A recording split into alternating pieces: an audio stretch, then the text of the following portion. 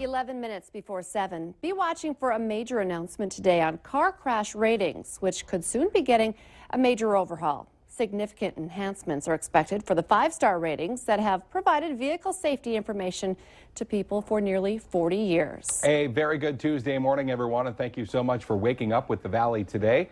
Kyle Bosch here with Lisa Bedeau. We're just getting started with nonstop news and weather all the way up to the top of the hour to help you plan your day. And we do have some breaking news that we've been following for you all morning.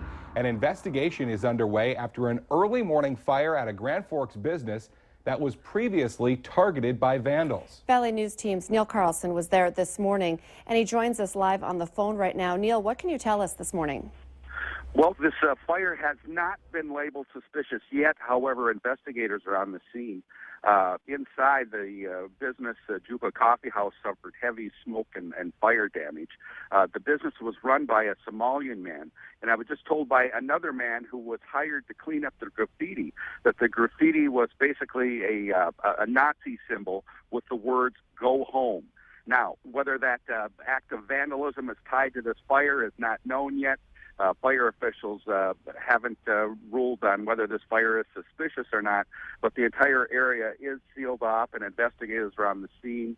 I just talked with the battalion chief, Rob Corbett, also, and he says we'll know more later this morning. But at this point, the fire is still under investigation, and we do know there was I don't know if it could ever be labeled a hate crime, but that I'm sure that's something they'll be looking at because the Somalian who owned it on the front of the building was a Nazi symbol and the words "Go home." We'll know more about this later this morning.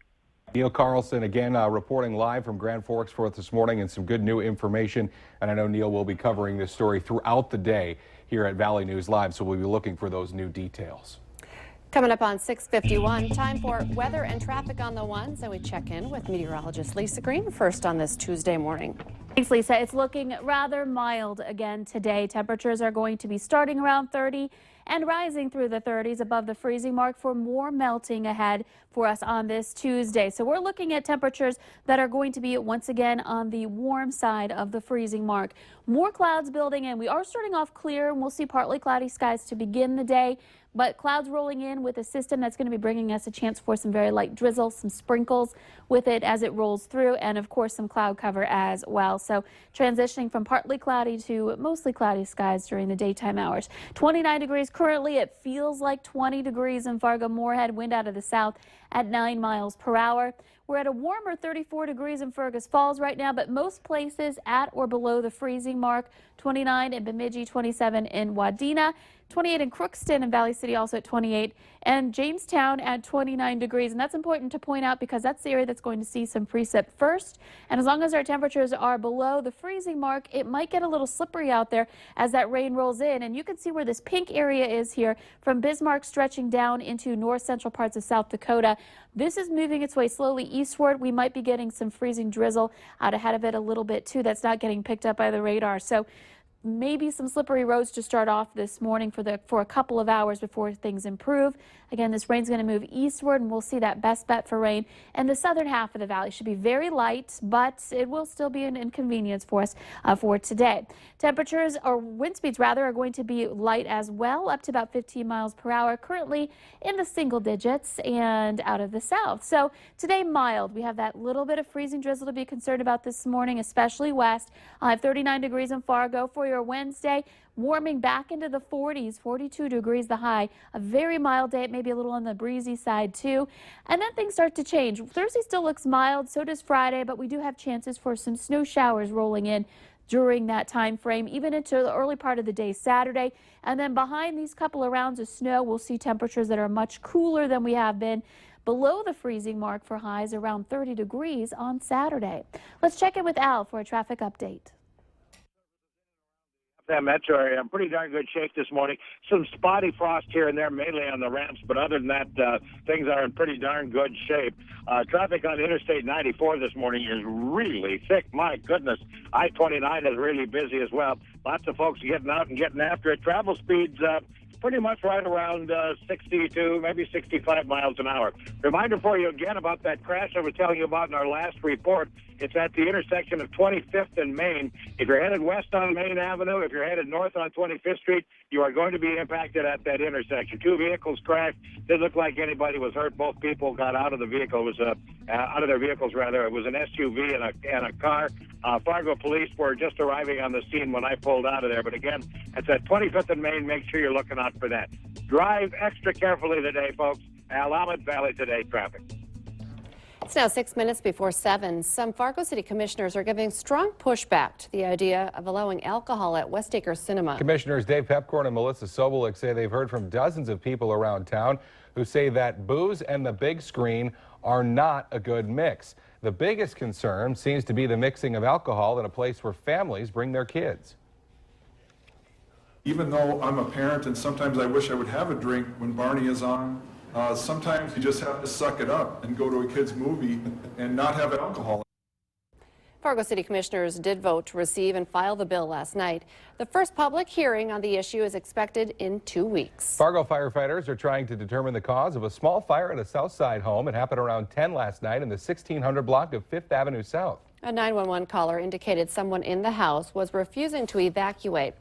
Firefighters quickly put out the small fire in a pile of clothing, then searched the home, but did not find anyone inside. A man accused of kidnapping and sexually assaulting a woman at a gas station in Mapleton, North Dakota last week made his first court appearance in Cass County Court yesterday. Investigators say Abdul Rahman Ali forced a woman at Gordy's Travel Plaza into the women's bathroom, locked the door, and started assaulting her. If convicted, Ali faces up to life in prison without parole. A Fargo woman is in jail after police say she crashed into a car and a BNSF railway crossing arm, then drove off. 23-year-old Erin Glarum was arrested for DUI and huffing after police found her heavily damaged car at a Tesoro gas station in North Fargo. Police say they found several cans of end dust inside her SUV. Minnesota officials are trying to determine if a popular teen game played a part in the deaths of two Lakeville, Minnesota teenagers. 18-year-old Johnny Price and 17-year-old Jake Flynn died when their vehicle rolled Friday afternoon. Two other teens were hurt in the crash. Now, the game in question is called Nerf Wars. It's where teenagers shoot at each other with toy guns, trying to eliminate other players. The last person or last team standing wins, and in some cases, there are cash prizes. The game is played outside school hours at many Minnesota schools, but so far investigators aren't sure if it played a role in last week's deadly crash. Former Moorhead hockey standout Jacob Dittmer has changed his plea to guilty in his criminal sexual conduct case. He's accused of climbing through the window of a 14-year-old girl's bedroom and having sex with that girl last June. Dittmer's sentencing is scheduled for February. Whether you enjoy skiing, snowboarding, sledding, or even riding bike outside in the winter, all of that fun can be had at one place right here in the Valley. We're talking about Detroit Mountain, and it's once again open for the season. And that's where we find the Valley Today's Christy Larson live with more on what they're doing this season. Good morning, Christy.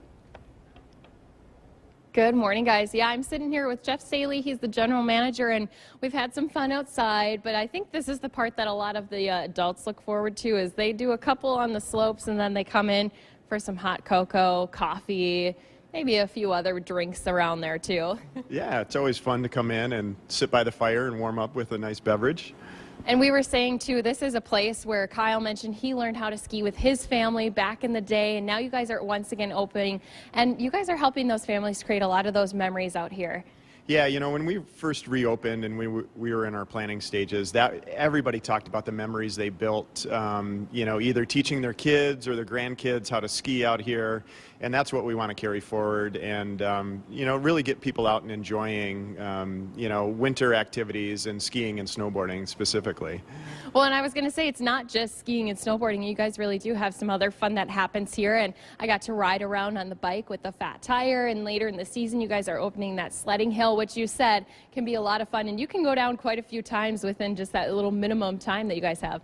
Yeah, for sure. The tubing windows are an hour and 45 minutes long, and you can get a lot of tubing time in that amount of time.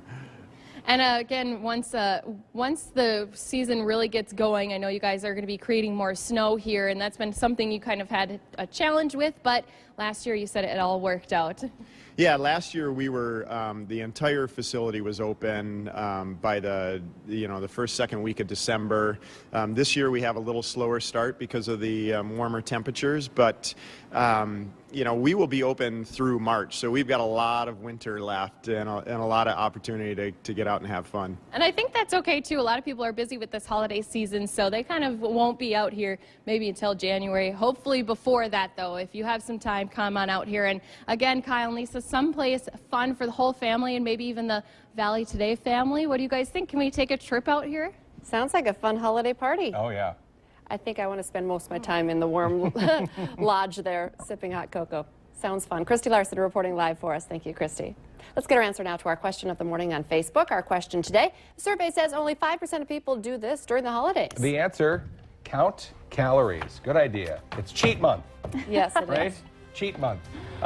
Counting maybe some raindrops falling in the valley today. Yes, yeah, chances for that, and we might have a little freezing drizzle too, so be aware of that, especially this morning.